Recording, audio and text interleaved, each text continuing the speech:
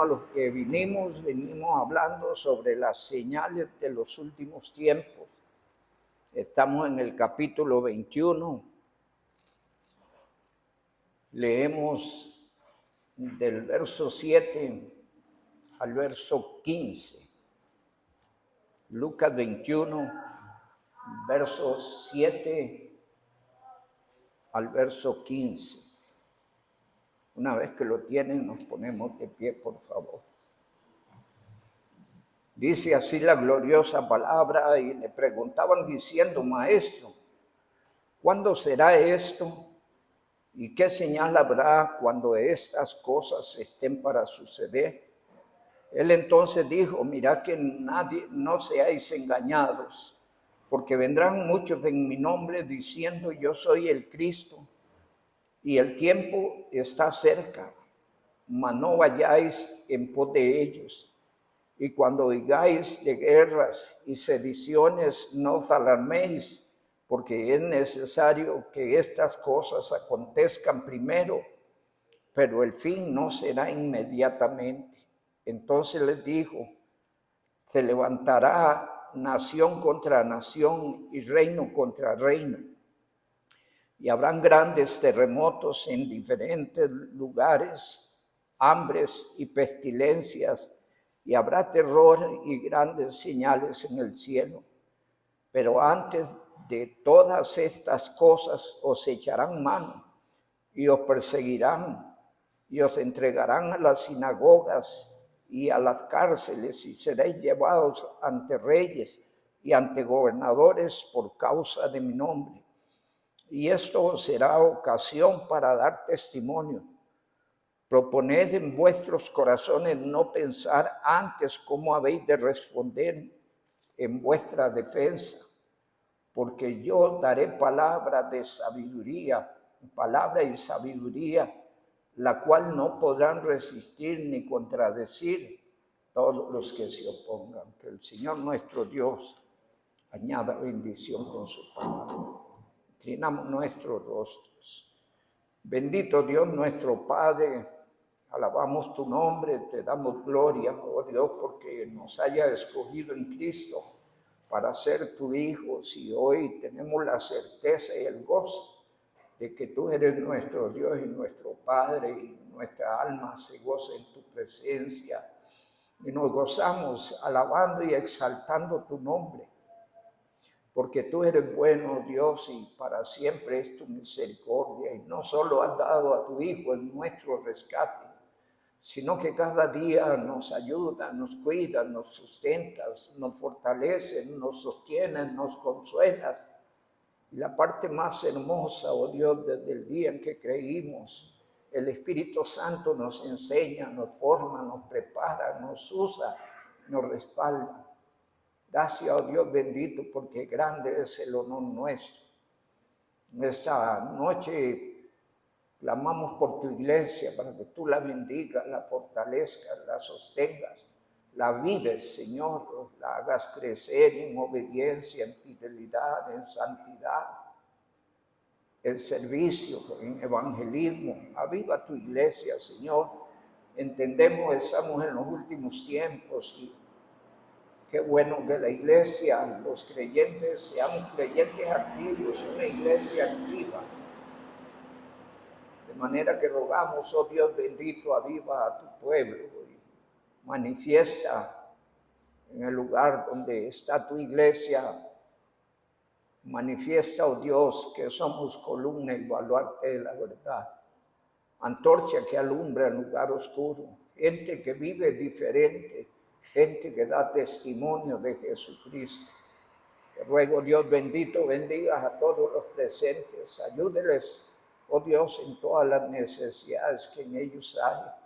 Manténles firmes, fieles, con la mirada puesta en Cristo. Oh Dios, queremos en esta noche aprovechar para orar por todos los hermanitos que están enfermos. Señor, ayúdeles a recobrarse, Señor, y que tú, oh Dios, los levantes por el poder del Espíritu Santo, a seguir firmes, fieles, oh Dios, confiando en ti, reuniéndose, creyendo tu bendita palabra.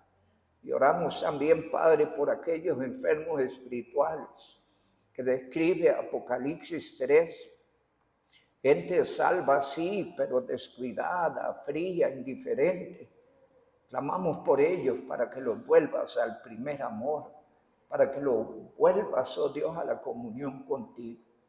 Esta noche oramos, mi Dios, para que el Espíritu Santo tome control y dirección de la enseñanza, oh Dios, y uses a tu siervo para tu gloria.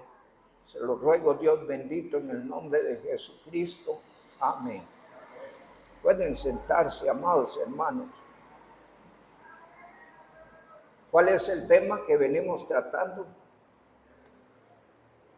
Las señales de los últimos tiempos es el tema que venimos tratando.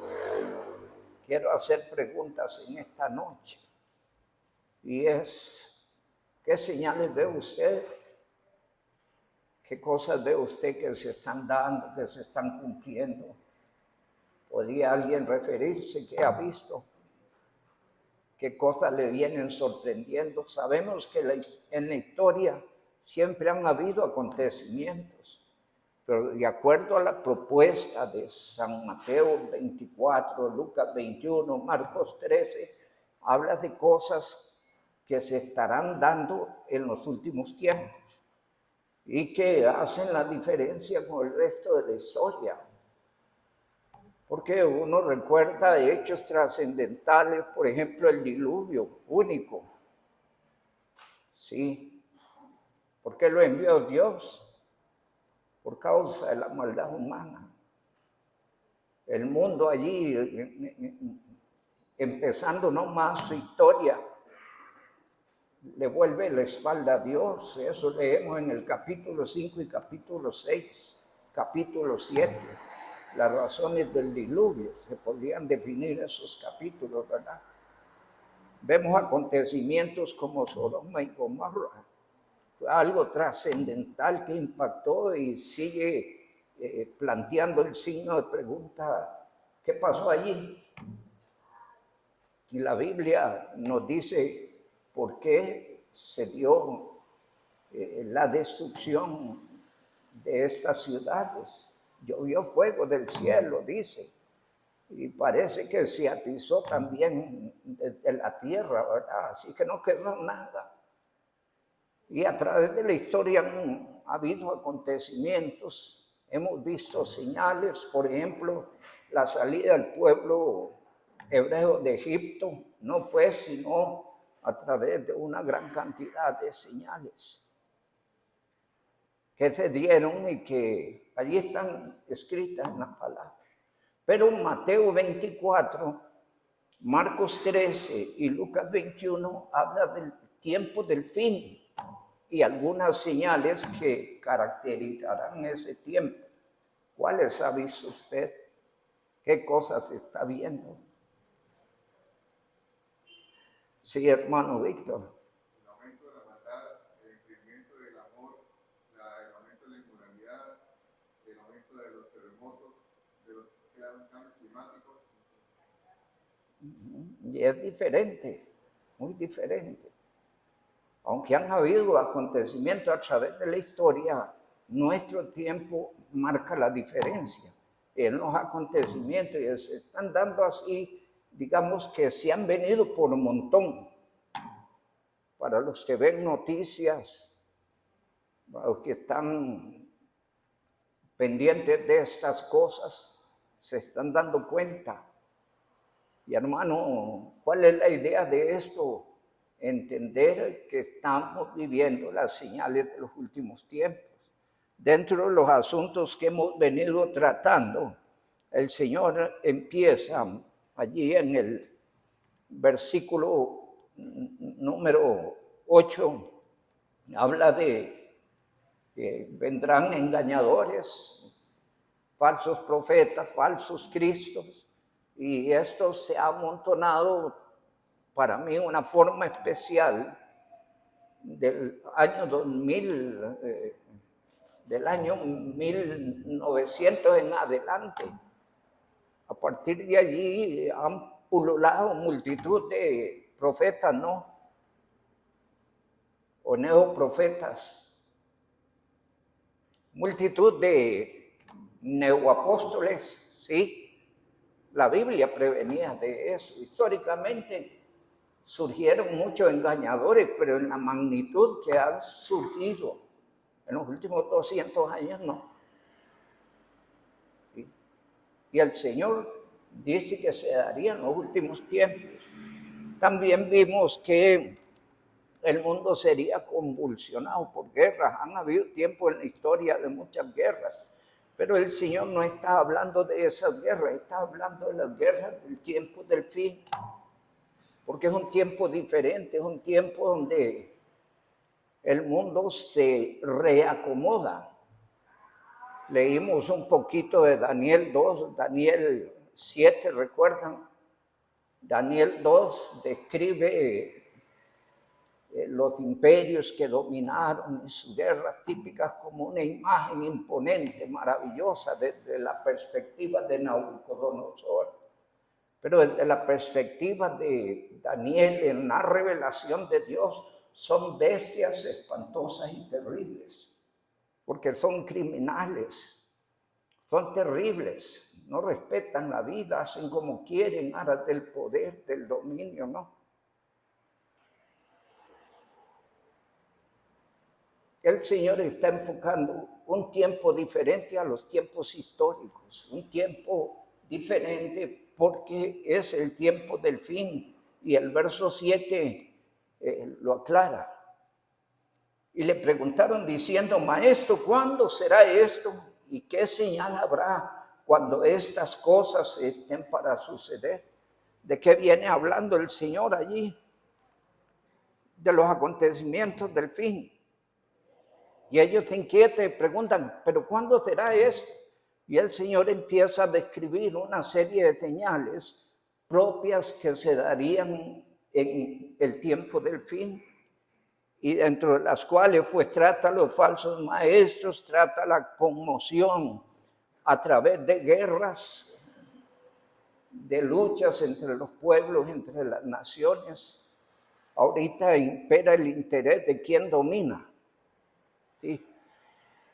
Y someten los pueblos, no le importa a la gente, simplemente es el dominio. Y tiene que ser así porque este tiempo las naciones necesitan reacomodarse y formar bloques para que de uno de ellos aparezca el anticristo.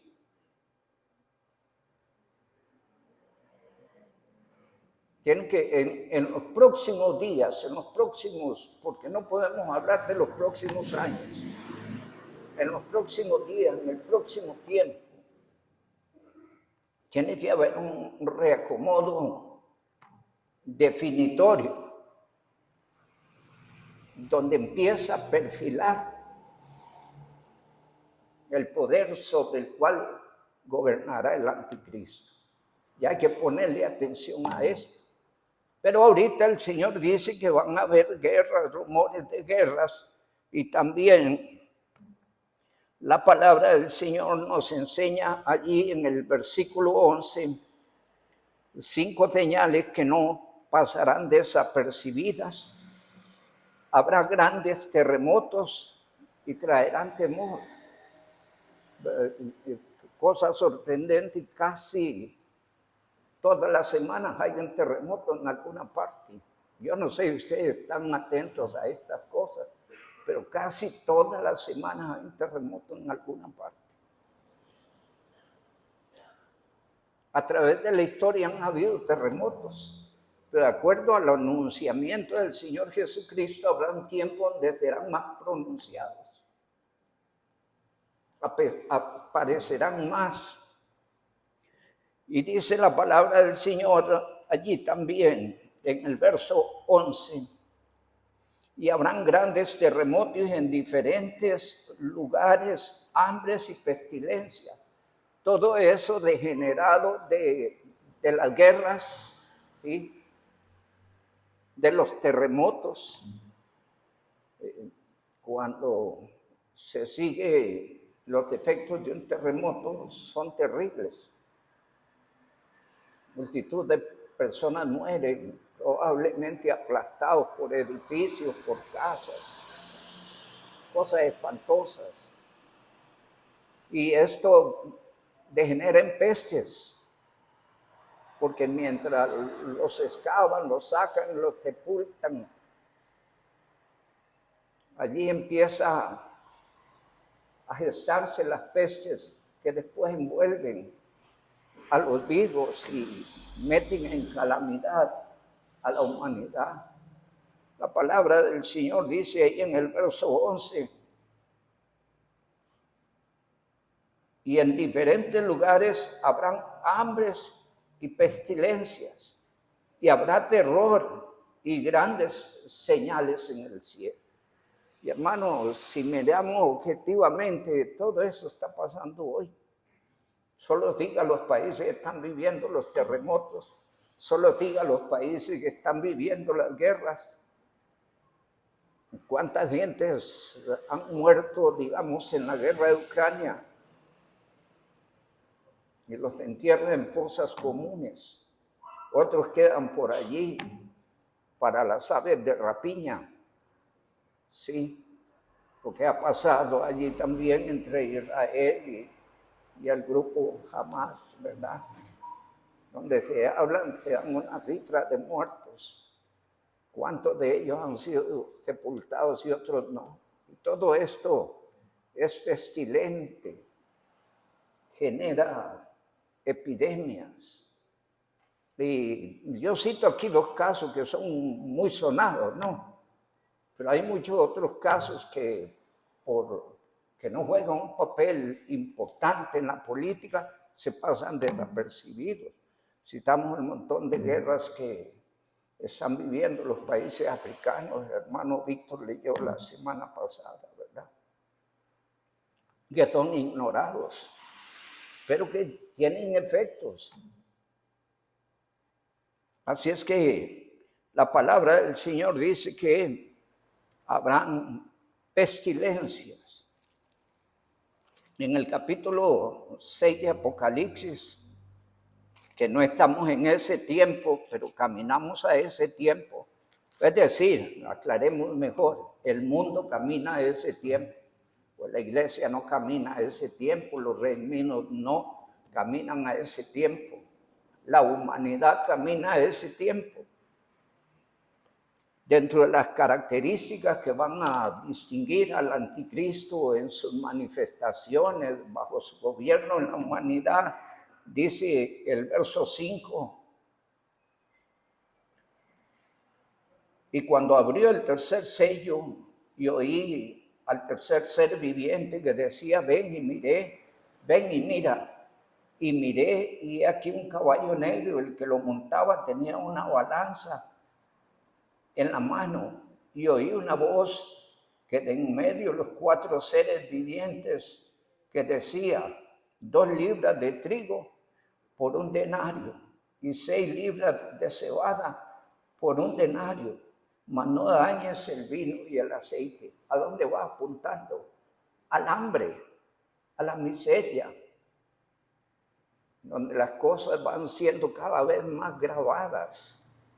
Y dice el verso número 7, y abrió el cuarto sello y oí la voz del cuarto ser viviente que decía, ven y mira, y miré, y aquí un caballo amarillo, y el que lo montaba tenía por nombre Muerte, y el Hades le seguía, y le fue dada potestad sobre la 4ª parte de la tierra para matar con espada, con hambre, con mortandad y con las fieras de la tierra. Y allí camina la humanidad, pero cuando el Señor nos mete en el libro de Lucas diciendo, cuando estas cosas empiecen a suceder, tenemos que estar atentos, preparados, pero entender que enseguida no es el fin, es el principio de lo que viene, es lo que está enfocando el texto, el principio de lo que viene. Y ese principio de lo que viene se está haciendo evidente hoy por hoy a la iglesia que está viviendo el último tiempo. a usted y a mí, a los creyentes de este último tiempo. Si decimos que estamos viviendo los últimos tiempos, estamos diciendo también que esta es la iglesia que está viviendo el último tiempo. Y que probablemente, y esto para gozo de todos, es la iglesia por la cual Cristo vendrá. Sí. Y el Señor dice que cuando estas cosas empiecen a suceder, erguíos y levantad vuestra cabeza, porque vuestra redención está cerca. Entonces el Señor le está enseñando a la iglesia, le está hablando al pueblo de Israel, a la iglesia, porque la iglesia tiene el sagrado deber de testificar, de dar testimonio, de decirle a la gente las cosas que vienen y presentarle a Cristo para que sean salvos y puedan escapar de las cosas que vendrán. Entonces Dios quiere que la iglesia esté informada, pero también le está hablando específicamente al pueblo de Israel, porque será el objeto de Dios en el tiempo de la gran tribulación. Y es a ellos que debe interesarles más. Recuerden que arrebatada la iglesia, el Señor escogerá 144,000 judíos para seguir la tarea que ya la iglesia no va a hacer, porque la iglesia se ha ido con el Señor.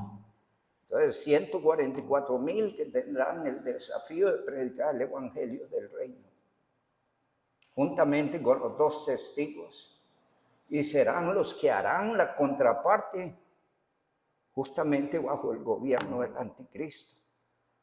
Muchos de ellos pagarán con sus vidas. Y hay que leerse un poquito el capítulo 6, capítulo 9, donde hace alusión a los que han muerto por causa del testimonio de Jesucristo y la palabra.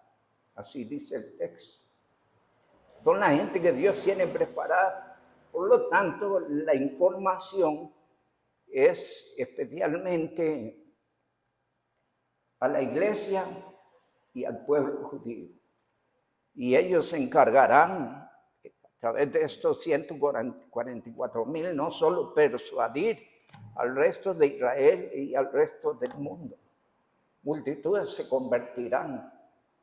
Cuando lees en el capítulo 7, dice que surge una gran multitud que nadie podía contar. Gloria a Dios por eso. Amén. Porque la iglesia no está, ya está en el cielo. Pero esta gente va a trabajar por la conversión en el tiempo de la tribulación, no solo de judíos, sino de toda la gente. Y habrá una inmensa conversión. Entonces la palabra del Señor nos enseña que habrán señales. Dice el verso 25 que habrán señales en el cielo. Y entonces habrá señales en el sol, en la luna, en las estrellas, y en la tierra angustia a las gentes confundidas a causa del bramido del mar. Y algo nos leyó el hermano Víctor la semana pasada tocante a esto. Y hablemos de Costa Rica, pero en este invierno, allí especialmente en Caldera se salía el agua a la carretera. Y la gente que hacían huir. ¿Y cómo sonaba eso? Y estamos pensando en pequeño, en lo que toca Costa Rica. Porque han habido olas de 15 metros, han habido tsunamis que han barrido pueblos y que han dejado también muerte, pestilencia y hambre. Y esto ha sucedido en nuestro tiempo. Nosotros lo hemos, para los que han visto, lo hemos visto en vivo y a todo color. ¿Sí? Cosas que están sucediendo. Y dice la palabra del Señor. Entonces en el verso número 25, que habrá señales en el sol, en la luna y en las estrellas y en la tierra angustias de las gentes confundidas por el bramido del mar y de las olas. Lo que toca las señales del cielo en estos, especialmente en estos últimos 2, 3 años, hemos visto muchas señales, ¿no? Y por cierto, se dice que en estos días va a haber algo, yo no sé cómo le llaman la luna, no sé qué, ahorita no recuerdo. Pero son dentro de las señales que están para darse. Hay que seguir un poquito ese asunto. Y en el verso 26 dice, desfalleciendo los hombres por el temor y expectación, ¿de qué cosa?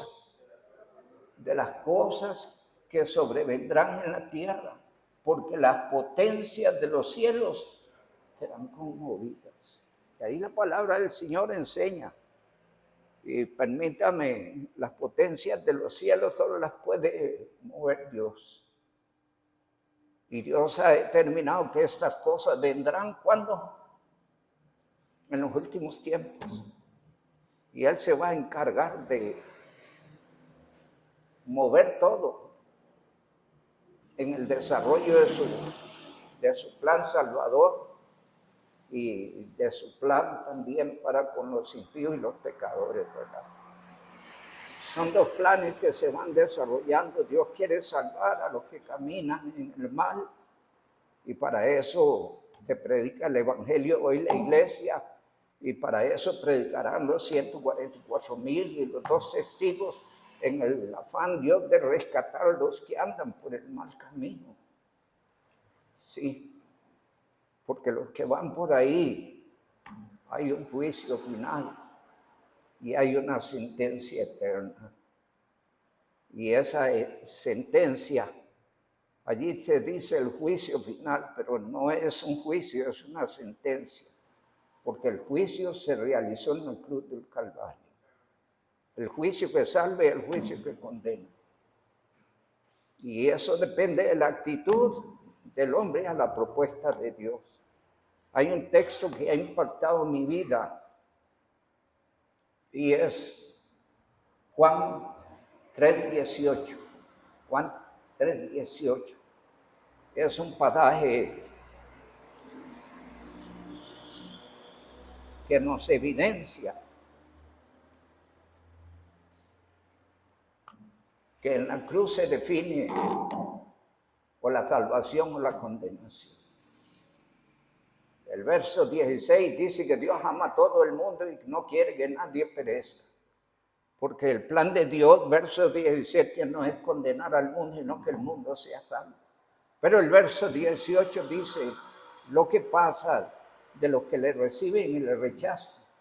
Dice el verso 18, el que en él cree no es condenado, pero el que no cree ya ha sido condenado porque no ha creído en el nombre del unigénito Hijo de Dios. Y dice el 36, el que cree en el Hijo tiene vida eterna, pero el que rehúsa creer en el Hijo no verá la vida, sino que la ira de Dios está sobre él. La palabra del Señor nos enseña, pues, que hay temor de la gente hoy por hoy, ¿sí? Hay temor, más cuando hay un neoncito, ¿verdad? Algunos se meten debajo de la mesa, debajo del marco de la puerta. Otros se tiran a la calle, cuidado de eso aquí, ¿verdad? Ahí, lados donde podemos acomodarnos. Aquí a mi izquierda, esa carretera no es una calle transitada y es el lugar nuestro de protección. Hay accesos en las aulas, ahorita se abrió uno que da directo a esa calle y hay otro por la casa que también evacúa a la gente. Porque puede suceder, ¿y por qué cito esto? Porque una vez hubo un temblor y se movió todo esto y alguien, digamos, en ese momento pierde la cordura y entonces salió directo a la calle y eso es peligroso Más hoy que hay un tránsito muy fuerte, ¿verdad? Entonces, y allí necesitamos que los más cuerdos ayuden a aquellos que se pueden salir, ¿verdad?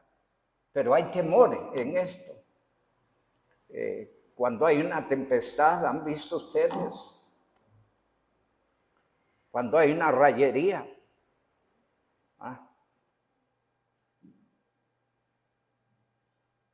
Hay tantas cosas que atemorizan.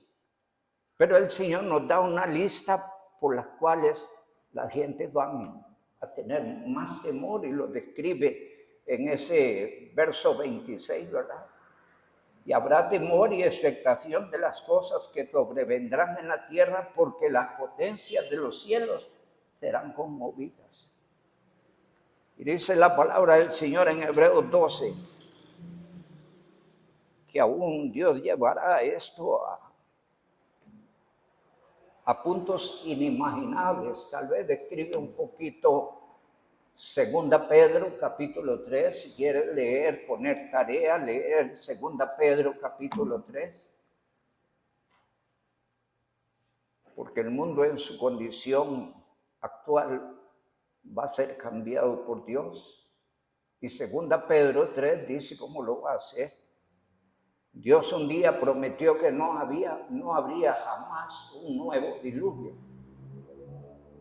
Y aunque hemos visto tiempos de lluvia que entendemos es facilitico para Dios mandar otro diluvio, ¿sí? Sin embargo, hay una promesa y por esa promesa no va a volver a suceder. Pero 2 Pedro 3 dice que Dios va a destruir todas las cosas por fuego.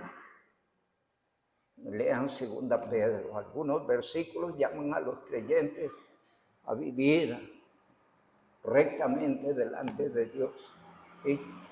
¿Por qué eso? Porque no son cosas que tienen que ver con nosotros, pero son cosas que Dios nos está informando. Y eso debe ayudarnos a crecer en el temor a Dios, en la fidelidad, en la obediencia, en la santidad. Porque grande es el honor y privilegio que tenemos en Cristo, amén. Pero vienen cosas terribles, la Biblia así lo dice. Dice Hebreos 12, verso 26. La voz del cual conmovió entonces la tierra, se está refiriendo más propiamente al tiempo del Sinaí, donde el monte tembló y la gente se llenó de temor y Dios habló a Moisés y el pueblo decía que Dios no hablara, que mejor le hablara específicamente a Moisés, porque ellos estaban espantados, dice la Biblia. Y entonces, haciendo alusión a eso, dice el 26, la voz del cual conmovió entonces la tierra, pero ahora ha prometido diciendo, aún una vez, y conmoveré no solamente la tierra, sino también el cielo. Y sigue leyendo el verso 27, y esa frase, aún una vez, indica la remoción de todas las cosas movibles como cosas hechas para que queden las inconmovibles. Y hace un llamadito el 28, no lo dejemos, leámoslo por favor. Porque el creyente debe ser agradecido y ese agradecimiento debe llevarlo a un compromiso serio, responsable con Dios. Y dice el verso 28, así que recibiendo nosotros un reino inconmovible, tengamos gratitud. Glorifique a Dios por la obra de Cristo. Glorifique a Dios porque Dios lo alcanzó a través del Evangelio. Glorifique a Dios porque lo trajo a ser parte de su iglesia, de su pueblo. Glorifique a Dios porque Dios le ha hecho la promesa de que antes que estas cosas vengan, Cristo vendrá por nosotros. Glorifique a Dios. No descuide su vida espiritual. Un corazón agradecido es un corazón consciente de la bondad, amor y misericordia de Dios todos los días. Es un corazón consciente de las promesas gloriosas que respaldan su vida en Cristo. Y entonces todos los días, hermanos, tenemos razones para agradecer a Dios para alabarle. Pero Dios quiere que el agradecimiento no sean meras palabras, porque a veces es tan frío y tan fácil decir gracias. Así es que Dios quiere que ese agradecimiento sea demostrativo, con acciones, con una vida que demuestre agradecimiento. Dice el verso 12, así que recibiendo nosotros un reino inconmovible, tengamos gratitud y mediante ella sirvamos a Dios, agradándole con temor y reverencia. Y el verso 29 no es una amenaza a los creyentes, pero sí es una realidad que se aplica con firmeza a los incrédulos de acuerdo al contexto. No podemos obviar el contexto, lo que Dios viene diciendo, porque muchos ignoran el mensaje, muchos hacen a un lado el mensaje, muchos ven las cosas con indiferencia. Entonces le añade ese verso 29, porque nuestro Dios es fuego consumido. Dios es amor, amén, y predicamos el amor de Dios, pero también Dios es un Dios de justicia y pagará a cada uno según sean sus obras. Así enseña la palabra, ¿verdad? Así es que la palabra del Señor nos está dando las razones por las cuales la gente está llena de temor, de angustia. Pero todo esto, la evidencia, las señales, las cosas que están sucediendo, debe ser una motivación al creyente para ver las cosas de las cuales Dios le ha librado. Hay un texto allí donde tuvimos la lectura bíblica. En aquellos días,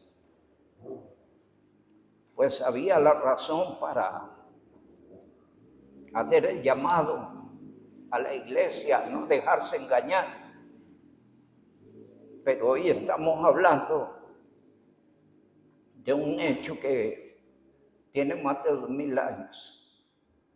Y en aquel entonces los tesalonicenses esperaban la inmediata venida de Cristo para llevar su iglesia. Estaban claros de que el día del Señor iba a venir. Aclaro, el arrebatamiento y el día del Señor son dos cosas diferentes que a veces leemos primera y segunda Tesalonicenses 2 sin distinguir esas dos cosas y metemos la iglesia en la tribulación. Dice el verso 1, pero respecto a la venida de nuestro Señor Jesucristo y nuestra reunión con Él, os rogamos, hermanos, que no os dejéis mover fácilmente de vuestro modo de pensar. ¿Qué significa? Cristo viene, amén. La iglesia va a ser llevada por el Señor, amén. Pero luego dice el texto, ni os conturbéis en espíritu, ni en palabra, ni por carta como si fuera nuestra en el sentido, y aquí hace la diferencia. Vean la diferencia, por favor, o si no, usted va, de acuerdo al estudio que usted hace, se está proponiendo pasar por la tribulación. Dice allí el texto, en el sentido de que el día del Señor está cerca. No se dejen mover, no se dejen engañar, les dice el Espíritu Santo a través de Pablo a los tesalonicenses.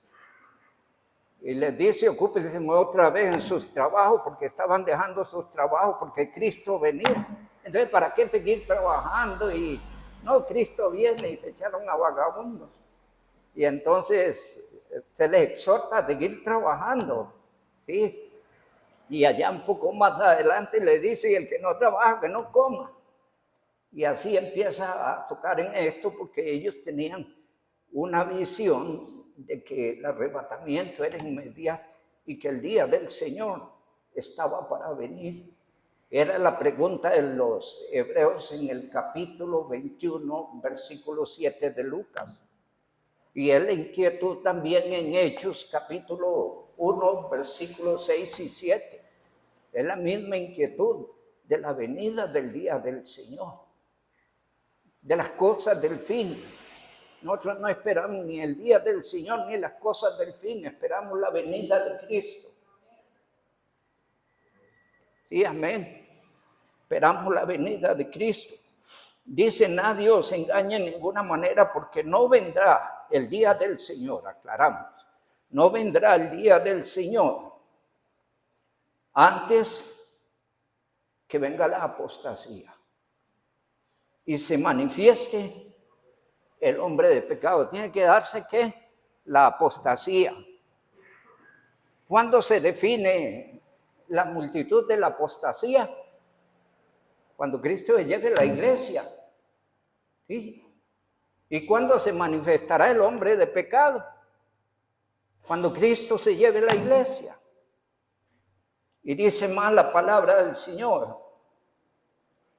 En verso 4. Y se manifieste el hombre de pecado, el hijo de perdición. Verso 4. El cual se opone y se levanta contra todo lo que se llama Dios o es objeto de culto. Tanto que se sienta en el templo de Dios como Dios, haciéndose pasar por Dios. Ese verso 4 se cumple en la mitad de la tribulación. No antes, en la mitad. Y dice el verso 5, no os acordáis que cuando yo estaba todavía con vosotros decía esto, y ahora vosotros sabéis lo que le detiene. ¿Qué detiene la apostasía? La plena apostasía. La presencia del Espíritu Santo en la iglesia, la presencia de la iglesia en la tierra. ¿Qué somos nosotros? La sal de la tierra. ¿Qué somos nosotros? La luz del mundo. ¿Qué es el Espíritu Santo? El sello y garantía de la iglesia, del creyente. Amén. Esto está impidiendo la plena apostasía. Está impidiendo la manifestación del anticristo. Pero dice el verso 6, ahora vosotros sabéis lo que lo detiene, a fin de que a su debido tiempo se manifieste. ¿Sí? De eso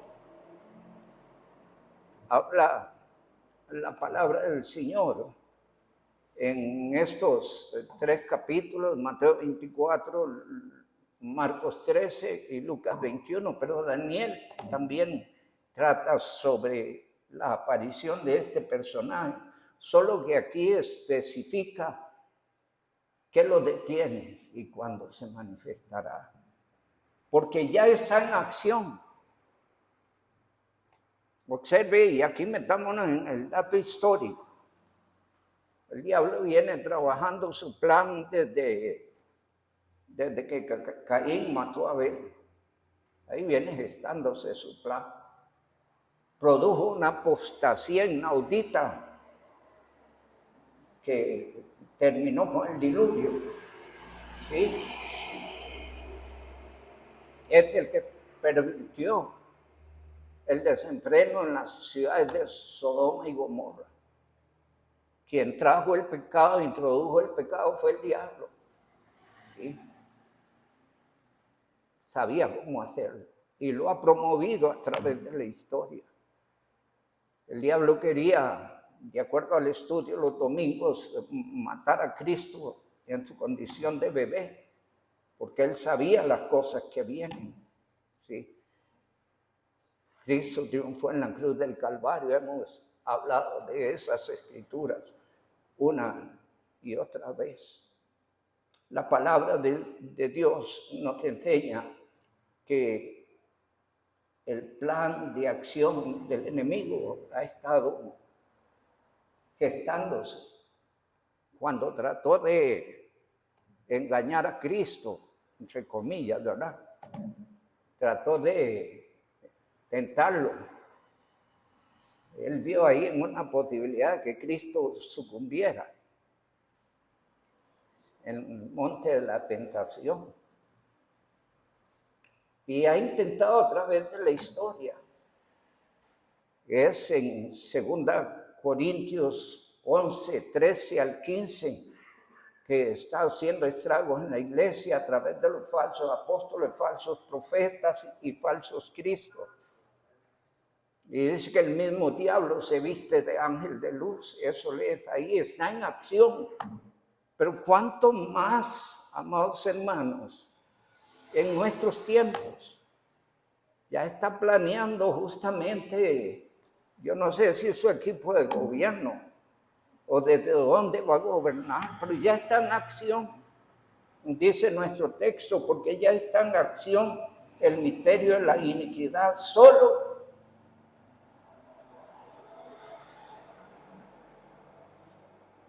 Solo que hay quien lo detiene a fin de que a su debido tiempo se manifieste. ¿Quién tendría el poder para impedir que el anticristo se manifieste? ¿La iglesia? No. El Espíritu Santo que mora en la iglesia. El Espíritu Santo que mora en la iglesia. Es el que está impidiendo la manifestación de la plena apostasía y del hijo de perdición. Cuando el Espíritu Santo sale de aquí, con él sale toda la iglesia. Cristo le espera en las nubes. Y ya nunca más tendremos que ver con la historia de pecado o de maldad de este mundo, sino que estaremos siempre con el Señor. Así enseña la palabra. Y dice, hasta que Él a su debido tiempo,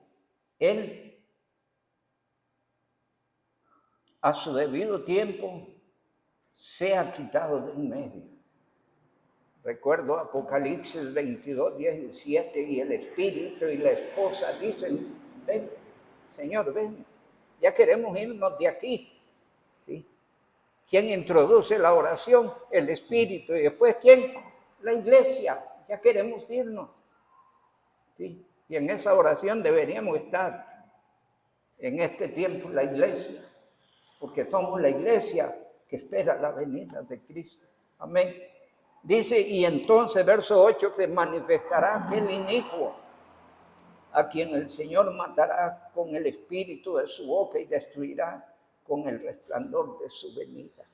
Ya luego seguimos hablando del anticristo en un estudio aparte, pero queremos enfocar que las señales nos están indicando a dónde camina la historia humana, la altura del tiempo que nos encontramos y las cosas que están por venir. Estemos pendientes de las noticias, de los eventos, de los acontecimientos naturales, sean terrestres o celestiales, porque en los últimos tiempos esto abunda. Y el que quiere ver va a encontrar razones para ver. Y el que quiere entender va a poder discernir entre lo que enseña la Biblia y lo que está aconteciendo. Pero no es saber, no es entender. Es dejarse persuadir por Dios para una vida que honre su glorioso nombre. Que no seamos una iglesia que se deja enredar por las cosas de la vida. La semana pasada terminé allí, voy a volver a terminar allí. En el capítulo 21 de Lucas.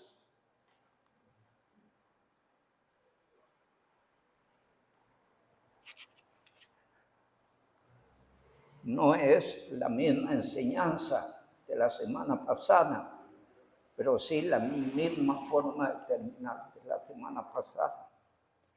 Dice la palabra, mirad también, 21:34, mirad también por vosotros mismos, que vuestros corazones no se carguen de glotonería y embriaguez y de los afanes de esta vida, y venga de repente sobre vosotros aquel día, porque como un lazo vendrá sobre todos los que habitan sobre la faz de la tierra. Velad pues en todo tiempo orando, que seáis tenidos por dignos de escapar de las cosas que vendrán y de estar en pie delante del Hijo del Hombre.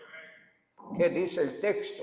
Asegúrese que Cristo está en su corazón, porque no hay otra forma de escapar de las cosas que vendrán.